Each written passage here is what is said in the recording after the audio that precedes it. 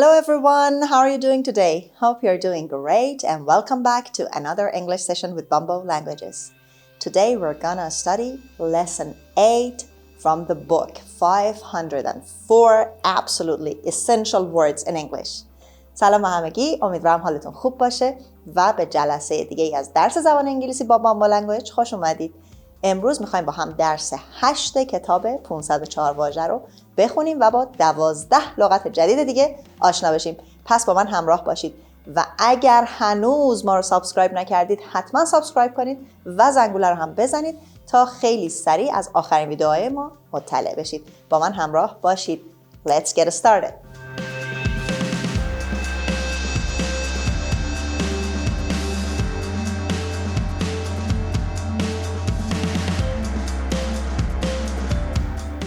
اولین کلمه امروز exaggerate. همونطور که توی آوانگاری یا فونتیکش میبینید exaggerate. خب پس دابل جی رو اینجا گ میخونیم و اکس رو هم به شکل گ و ز کنار هم exaggerate. خب معنی این کلمه چی هست؟ Make something greater than it is. یعنی چیزی رو بیشتر، بزرگتر از اون چیزی که هست نشون دادن. overstate. در واقع معنی این کلمه مبالغه کردن، غلو کردن، اغراق کردن هست. مثال ها رو با هم ببینیم. He wasn't trying to deceive you when he said his was the best car in the world. He was just exaggerating. خب دقت کنید من بعد از این his یک مکسی کردم چون شاید همینجوری که بخوریم he said his was شاید دنبال اسم بگردیم.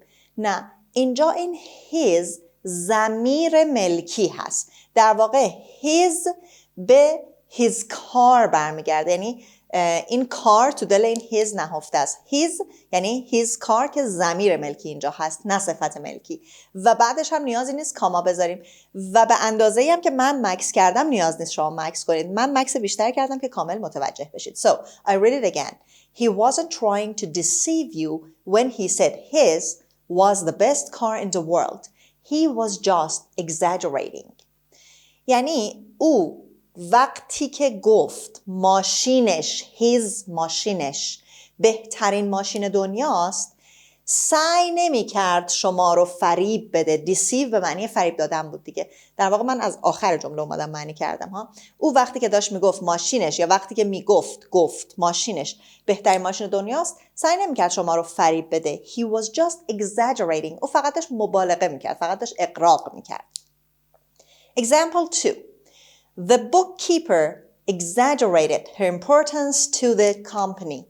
خب bookkeeper در واقع یکی از مشاغل زیر مجموعه حسابداری هست. bookkeeping یعنی دفترداری و bookkeeper یعنی دفتردار. خب میگه که دفتردار در مورد اهمیتش برای شرکت مبالغه میکرد، یعنی میخواست خودشو خیلی زیادی با اهمیت جلوه بده. Example C. When he said that O'Neill was 8 feet tall, he was undoubtedly exaggerating. خب اول تکلیف اونیل رو مشخص کنیم. شاید اونایی که علاقه‌مند به بسکتبال هستن این اسم رو شنیده باشن. شکیل اونیل بازیکن حرفه‌ای بسکتبال بود. خب میگه که اون وقتی که گفت شکیل اونیل قدش 8 فوته بیشک داشت مبالغه میکرد. 8 فوت خیلی قد بلندیه. خب undoubtedly هم که قبلا داشتیم یعنی بدون شک یا قطعا هم میتونیم براش بگیم. کلمه بعدی amateur. خب میبینید که اینجا ما صدای چه داریم. در واقع T-E-U-R اینجا با صدای چر من خوندم و یه او کوتاه.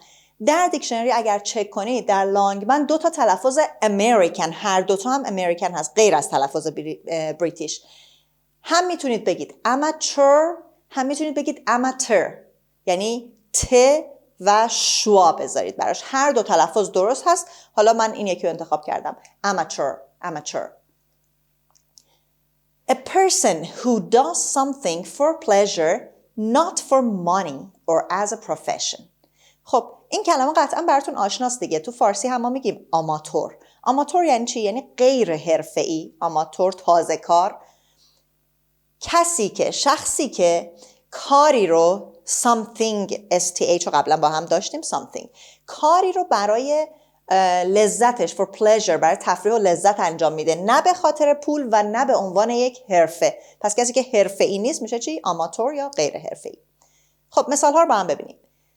The amateur cross-country runner wanted to be in the Olympics.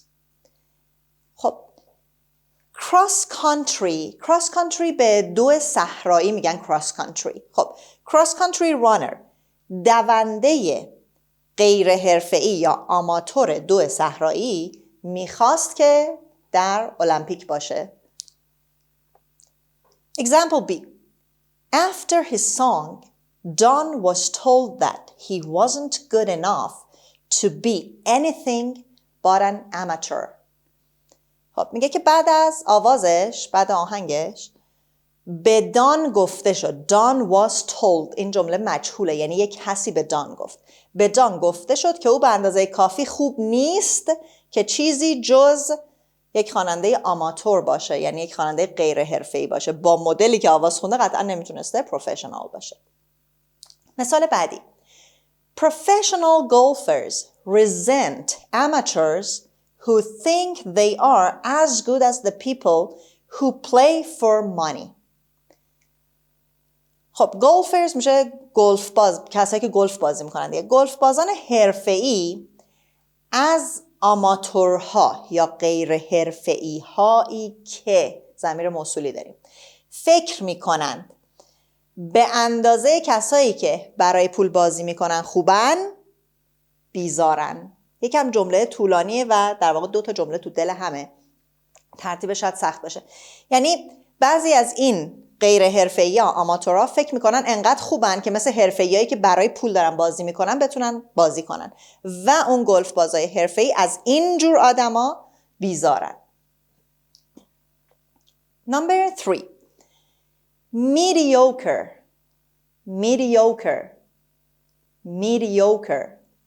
The stress is on mediocre. خب mediocre means neither good nor bad, average, so or ordinary. نه خوب نه بد. average متوسط. ordinary معمولی. پس mediocre یعنی معمولی متوسط.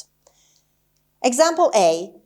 After reading my composition, Mrs. Evans remarked that it was mediocre and that I could do better.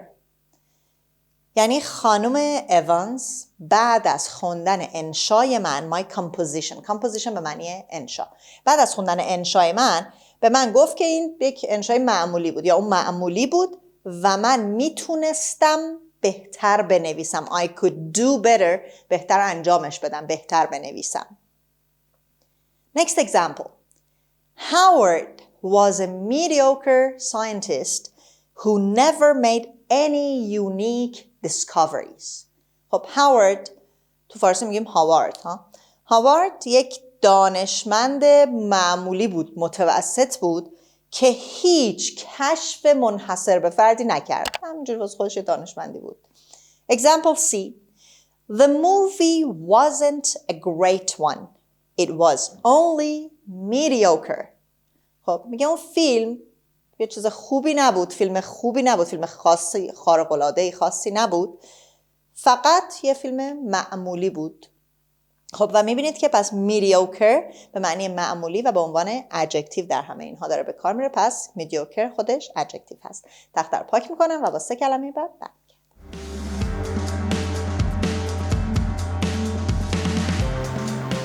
کلمه بعدیمون variety.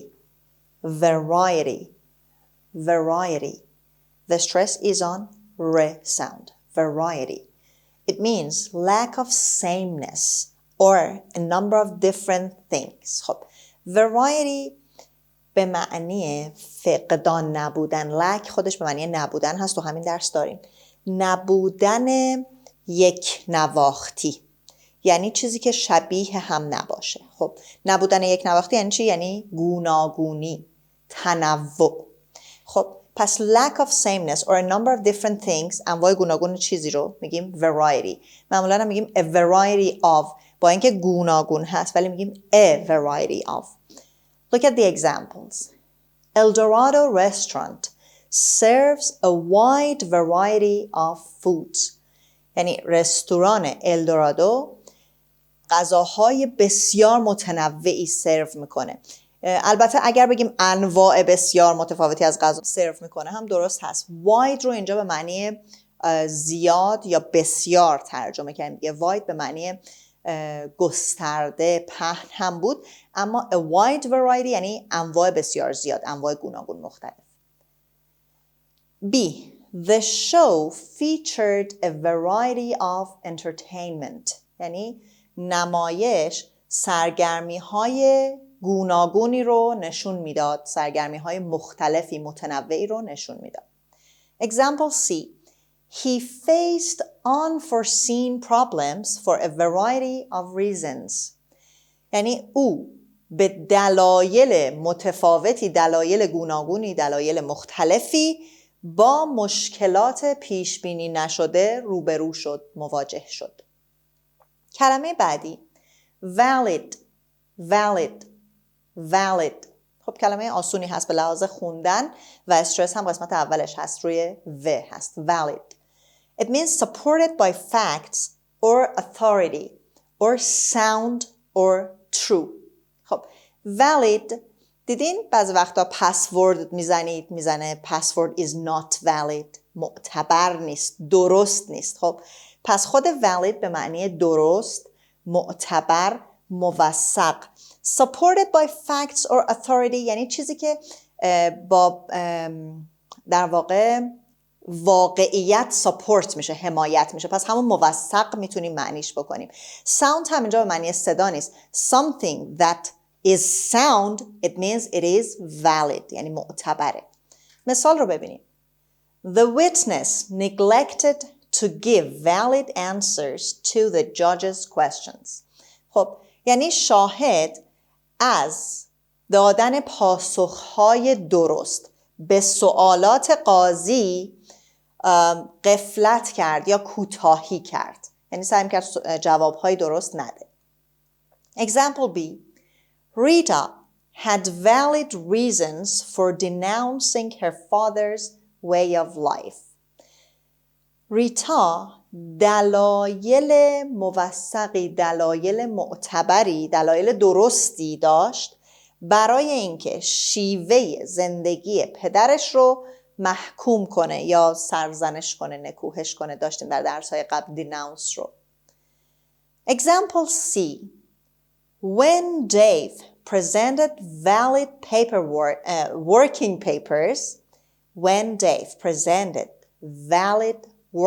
papers, the foreman consented to hiring him immediately.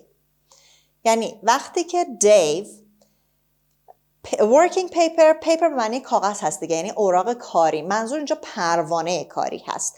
وقتی که دیو پروانه کاری معتبری رو ارائه داد، the foreman is the chief, the boss, the manager.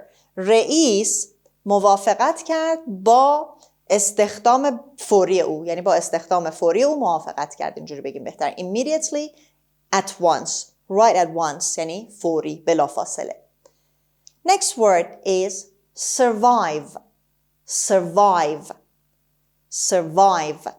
The stress is on first V sound, survive. It means live longer than or remain alive after. خب کلمه survive, live longer than یعنی بیشتر از، زندگی کردن بیشتر از، یا remain alive after بعد از چیز زنده موندن. در واقع معنی survive جان به در بردن، زنده موندن، سالم موندن یا جان سالم به در بردنه. مثال ها رو ببینیم.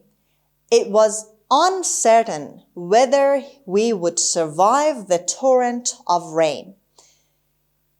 خب یعنی it was uncertain یعنی something which we are not sure about، یعنی قطعی نبود، معلوم نبود بگیم بهتر هست در این بافت، در این کانتکست.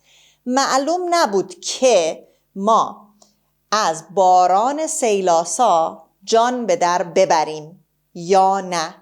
or not رو نداریم، ولی ما وقتی whether داریم یا نه تو خودش نهفته است. میتونیم جمله رو اینجوری بگیم: معلوم نبود که از اون باران سیلاسا جان به در ببریم، جان سالم به در ببریم.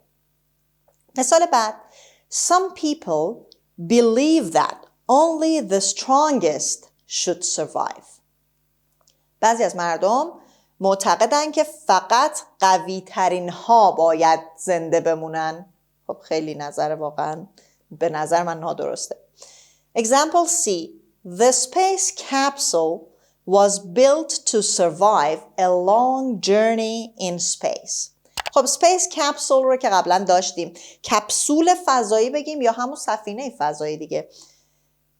سفینه فضایی طوری ساخته شده بود تا از یک سفر طولانی در فضا جان سالم به در ببره، یعنی بعد از یک سفر طولانی سالم بماند. اینجوری در مورد سفینه دیگه جان به در بردن نگیم، بهتره بگیم سالم بمونه پس از سفر فضایی طولانی. خب تخت رو پاک میکنم و با 3 کلمه دیگه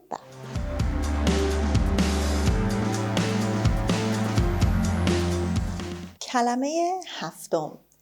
weird. weird. weird. این کلمه به 2 صورت آوانگاری میشه، هم با این آیی که صدای ای کوتاه نشون میده weird weird، هم ممکنه که بعد از این آی یه شوا ببینید در بعضی جاها و بخونیدش weird weird، یه ای خیلی کوچیک تلفظ میشه. هر 2 صورت درست هست. weird به معنی mysterious mysterious or unearthly. خب mysterious یعنی شگفت‌انگیز، اسرارآمیز، عجیب. unearthly یعنی چیزی و غیر زمینی، ماورای زمینی. خب پس weird هم عجیب، هم اسرارآمیز، هم غیر زمینی یا غیر طبیعی گفته میشه. مثال ها رو ببینیم. She looked weird with that horrible makeup on her face.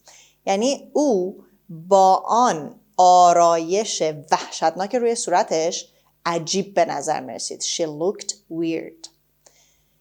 Alan felt that weird things were starting to happen when he entered the haunted house. خب دقت کنید این haunted A-U داره. haunty که فقط با U نوشته میشه، A نداره، به معنی شکار کردن و شکار هست. ولی haunted با A و U به معنی تسخیر شده است. The house is haunted. خونه تسخیر شده. حالا the haunted house تسخیر شده یعنی چی؟ یعنی توسط ارواح و جن و این چیزا تسخیر شده. میتونیم بگیم خانه جن زده مثلا. خب میگه که آلن وقتی که وارد خانه جن زده یا خانه تسخیر شده شد، احساس کرد که اتفاقات عجیبی، اتفاقات غیر طبیعی در حال رخ دادن است. Example C. Becky had a weird feeling after swallowing the pills. Swallow به معنی بلعیدن، قورت دادن هست. بکی بعد از بلعیدن قرص ها احساس عجیبی داشت. Had a weird feeling. کلمه بعدی prominent. prominent. prominent. The stress is on P on the first syllable and A here is long A. Prominent. prominent. It means well known, important. خب well known خودش یعنی چی؟ یعنی famous. پس prominent به معنی مشهور، شناخته شده، برجسته، چشمگیر. همه این معنی ها رو میتونیم براش در نظر بگیریم. My client is a prominent business person. یعنی مشتری من، کلاینت رو داشتیم، هم به معنی مشتری بود هم به معنی موکل بود. حالا بستگی داره که چه کسی داره این جمله رو میگه. مشتری من یا موکلم تاجر برجسته‌ای هست، تاجر معروفی هست. Napoleon is a prominent figure in the history of France. خب ناپولئون رو میشناسید همه دیگه. ناپلئون شخصیت، فیگر رو اینجا شخصیت میتونیم معنی کنیم. شخصیت برجسته‌ای، شخصیت مهمی در تاریخ فرانسه هست. Her violet eyes were the prominent feature of the model's face. خب اون hair منظورش مدل هست دیگه، the model. پس ما اینجوری میتونیم معنی کنیم که ویژگی فیچر رو اینجا به معنی ویژگی معنی میکنیم. ویژگی برجسته یا ویژگی چشمگیر، ویژگی برجسته صورت مدل چشمان بنفشش بود. Next word is security. Security. Security. خب security. And the stress is on k sound. Security. It means freedom from danger, care, or fear, or feeling or condition of being safe. خب قطعاً خیلیاتون دیگه این روزا کلمه security رو شنیدین دیگه. تا یه چیزی میشه داد میزنن security یعنی چی؟ البته اونجا معنیش یه کمی فرق میکنه. security اونجا به معنی حالا مأمورای حراست و حفاظت هستن، ولی خود کلمه security به معنی امنیت هست. feeling or condition of being safe. امن بودن، احساس امن بودن یا موقعیت امن بودن که همون امنیت میشه. یا freedom اینجا رهایی، آزادی از خطر یا مراقبت یا ترس. وقتی از خطر و ترس رها میشیم یعنی چی؟ یعنی احساس امنیت میکنیم. پس security به معنی ایمنی و امنیت هست. Our janitor likes the security of having all doors locked at night. janitor به معنی دربان یا سرایدار هست. سرایدار ما امنیت ناشی از قفل بودن تمام درها در شب رو دوست داره. خیالش راحته دیگه. Next example. When the president travels, strict security measures are taken. وقتی که رئیس جمهور سفر میکنه، خب اینجا measure به معنی اقدامات هست. کلمه measure معنی مختلف داره. به معنی پیمانه هست، اندازه هست، اندازه‌گیری هست، اما در این کانتکست، در این بافت، در این جمله معنی اقدامات میده. پس take measures به معنی اقدام کردن، انجام یک سری اقدامات. خب when the president travels، زمانی که رئیس جمهور سفر میکنه، strict security measures are taken، اقدامات امنیتی شدیدی اتخاذ میشه، یا میتونیم بگیم تدابیر امنیتی شدیدی اتخاذ میشه یا انجام میشه. And the last example here, Pablo wanted to preserve the security of his lifestyle. خب preserve یعنی حفظ کردن، to keep something. پابلو میخواست امنیت سبک زندگیش رو حفظ کنه. لایف استایل شیوه زندگی یا همون سبک زندگی هست. خب تحت پاک میکنم و با 3 کلمه آخر برمیگردم.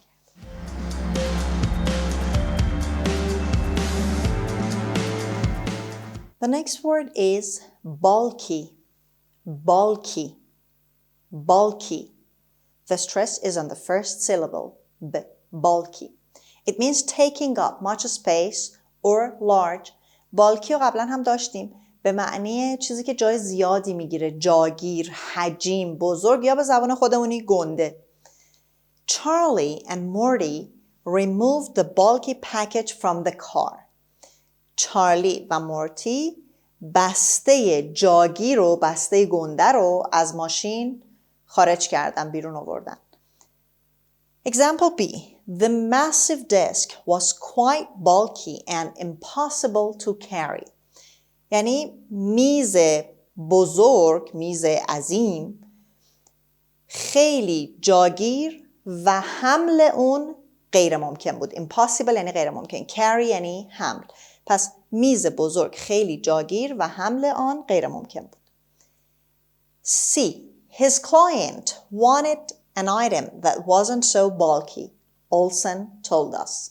یعنی اولسن به ما گفت که مشتریش یک چیزی میخواست، an item, something.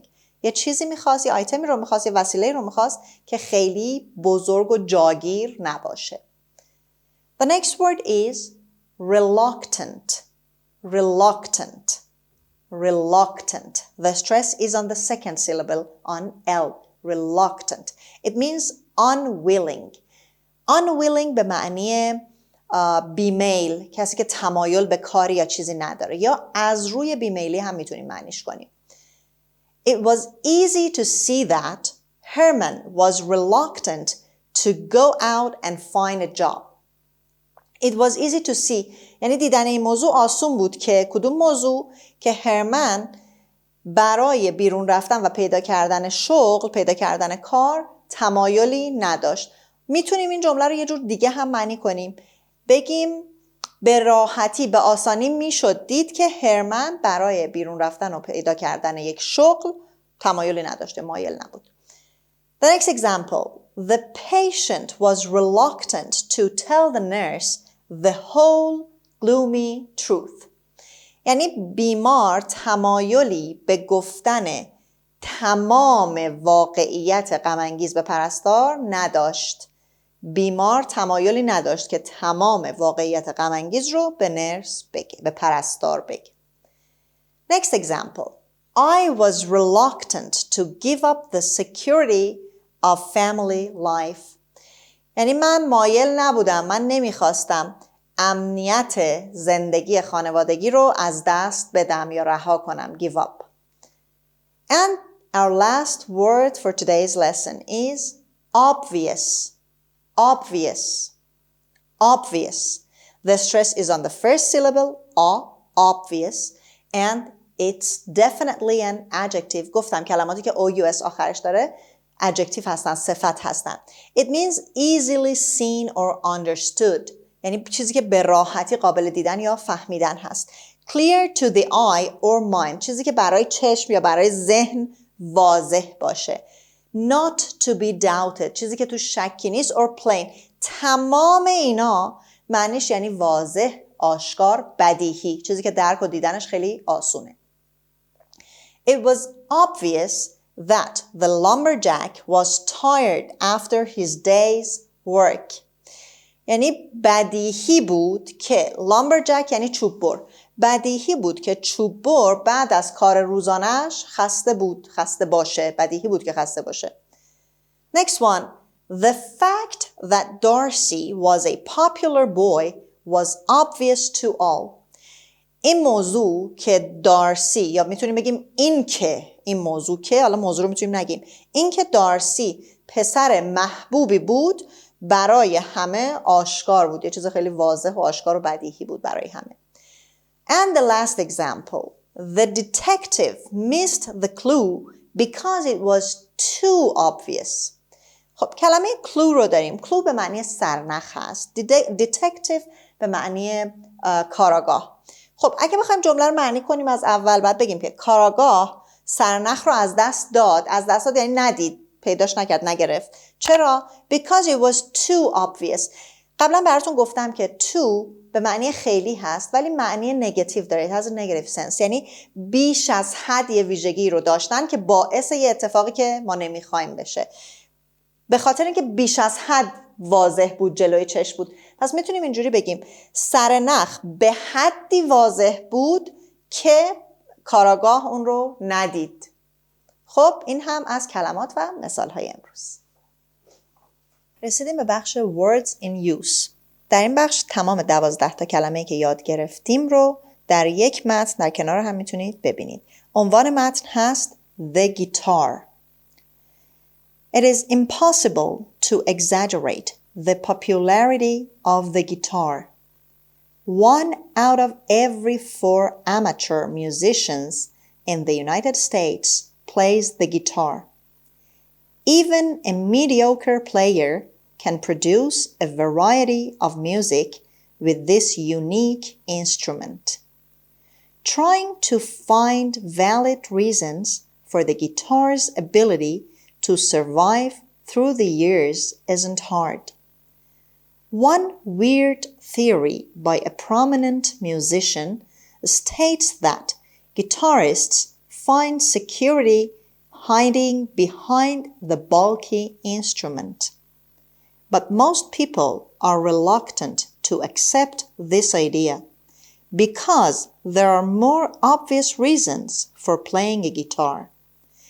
It can be carried anywhere, it is inexpensive to buy, and only a few lessons are required to learn to play it well. در بخش آخر این درس هم مثل درس‌های گذشته یه سری تمرین داریم که باید جملات رو با استفاده از 12 کلمه‌ای که امروز یاد گرفتید کامل کنید.